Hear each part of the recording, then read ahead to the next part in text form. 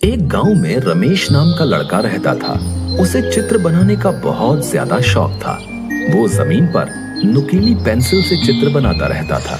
उसके पास कागज और पेंसिल खरीदने के पैसे नहीं थे। वो हमेशा सोचता था कि अगर मेरे पास पेंसिल होती तो मैं कितने सुंदर चित्र बनाता। वो छड़ी से हमेशा चित्र बनाता रहता है। एक दिन जब चित्र बना रहा था तो उसे एक बूढ़ी औरत मिली। उसने रमेश को एक जादुई पेंसिल दी। इससे तुम हमेशा चित्र बनाकर गरीबों की मदद करना, और तुम्हें अगर मेरी जरूरत पड़े तो इसी पेंसिल से मुझे बुला लेना। ये कहकर वो बूढ़ी औरत गायब हो गई। रमेश बहुत खुश हुआ और उसने पेंसिल से जमीन पर एक सेब का चित्र बनाया।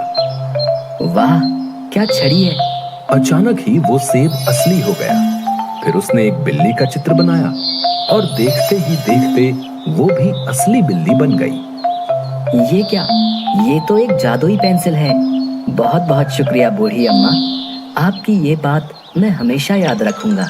अब रमेश ने फलों की टोकरी बनाई और वो भी देखते देखते असली बन गई। और उसने गांव के बच्चों के लिए कपड़े, किताबें, अनाज आदि चीजें बनाई। देखते देखते सबका सब सामान असली बन गया। रमेश गरीब किसानों को जो भी चाहिए होता था बना कर दे देता था। गांव के लोग रमेश से बहुत ही खुश थे, क्योंकि वो गांव के गरीब लोगों की सहायता करता था। ये खबर राजा के कानों तक पहुंची। राजा ने रमेश को बुलाने का आदेश दिया और राजा ने रमेश से कहा, पहले तुम सोने से भरा एक घड़ा बना दो और ये पेंसिल मेरे हवाले कर दो। महाराज, आपके पास बहुत धन है। मैं केवल गरीबों के लिए चित्र बनाकर उनकी मदद करता हूँ। राजा को गुस्सा आ गया और राजा ने सैनिकों को आदेश देकर रमेश से पेंसिल ली और वो खुद से सोने से भरा घड़ा बनाने लगा। लेकिन वो सोने से भरा घड़ा प्रकट नहीं हुआ। राजा ने सेनापति को पेंसिल से चित्र बनाने को कहा, लेकिन उस चित्र से भी कोई भी वस्तु प्रकट नहीं हुई। ये सब देखकर राजा और अधिक क्रोधित हो गया।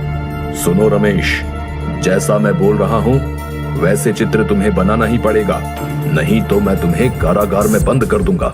रमेश मन ही मन में सोचने लगा, अगर वो राजा की आज्ञा का पालन नहीं करेगा तो राजा उसे कारागार में बंद कर देगा, तो वो गरीब लोगों की मदद नहीं कर पाएगा। वो चतुर था। उसने तुरंत पेंसिल उठाई और उस बूढ़ी औरत का चित्र बना दिया और वहां बूढ़ी औरत प्रकट हो गई। उस बूढ़ी औरत ने राजा को समझाया।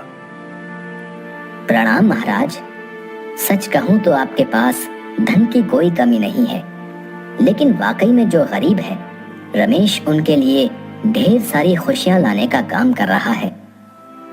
आपने उससे ये पेंसिल छीन ली, लेकिन ये आपकी इच्छा अनुसार कोई काम नहीं कर पाई और न ही किसी और के हाथों से उस चित्र में जान आएगी। रमेश के काम के प्रति लगन और उसकी ईमानदारी देख के ही उसे ये पेंसिल मिली है।